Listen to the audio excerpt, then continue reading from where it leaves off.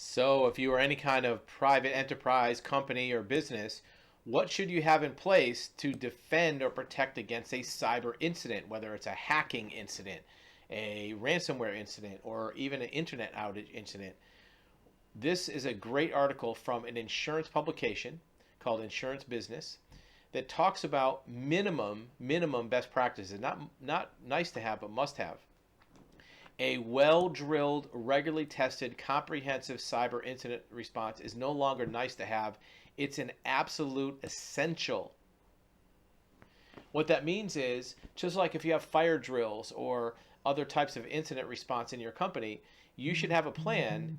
If there is a cyber attack, what are you going to do? Who does what? Remember, when you have a cyber attack, you may not have access to your server, to your client list, to your accounts payable, accounts receivable. Your customers might not have access to you. You want to go through everything to make sure you have a plan to keep your business alive, to keep your operation functioning. You want to be able to sustain operations until the cyber event is over. And that may take a while. Maybe you have a cyber insurance policy. Maybe you have some type of technical IT department, but you want to have all your staff in every department, payroll, HR, sales, all have a plan and have things written down in a notebook or printed in a notebook. You don't want to have to rely on digital checklists for this because they may not be available. It's crucial to have this response. Ideally, you'd also have some external response because if your company is paralyzed by a hack or ransomware, you may not have all your resources to have an outside company be able to do it. Kind of like we call the fire department if your building catches on fire. You want to have an outside resource. Many cyber liability insurance policies have built in a cyber response in addition to active monitoring. It's kind of like you when you buy cyber insurance, they give you smoke alarms and they give you a fire department, right? You want to have those two things. You wouldn't want to go without those in a business, just like you wouldn't want to go without the fire protection in a business. So your video will be back in 8 seconds. In the meantime, remember, you have access to live one-on-one consultation, undivided attention of a licensed certified expert in this subject and many others. We want to listen to your story. We want to hear your questions and give you expert advisement of your options. We want to tell you what we know about your situation and what options you have. Now back to your video. This is a very, very important resource for protection in your company. A lot of businesses aren't aware of it yet just because it's a new thing. It's not that nothing wrong with your business. It's just cyber attacks are relatively new. And the other quote from this insurance broker says, lots of attention has been placed on cyber risk management and preparing for attacks. But what this incident taught us is that disruptions can come from a whole variety of types. We need to be drilled and prepared to respond. As much as you're there to protect it, just like using the analogy of fire, you have,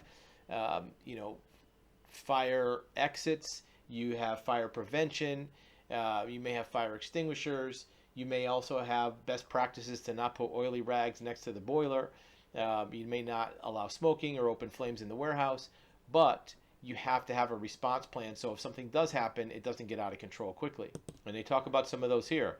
Experts stress the importance of out-of-band communications. What that means is, how are people going to communicate if you don't have your server, if you don't have your Salesforce, you don't have your Slack channel? How are you going to communicate? How are you going to get in touch with your customers or your clients or your vendors? You have to have a formal incident command structure. Who's in charge? Who does what? Who says to do what? You have to be able to send information outside your company to other stakeholders.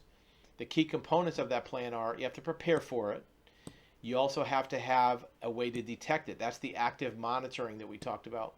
You have to have a way to contain it so it doesn't get outside of where the damage is done and hopefully not outside of your organization. Many of these hacks extend outside the company to your customers or your vendors. That won't make for good business relationships.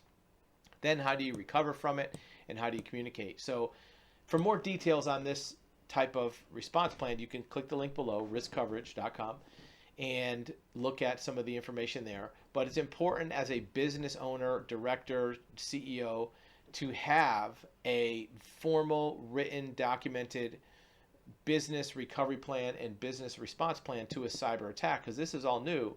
And the more we hear about them, the more we're hearing companies that are having severe impacts from an unexpected cyber attack. Thank you for watching another video at actualhuman.com and describe.tv. Remember, if you have questions or comments about our videos, put them in the link below.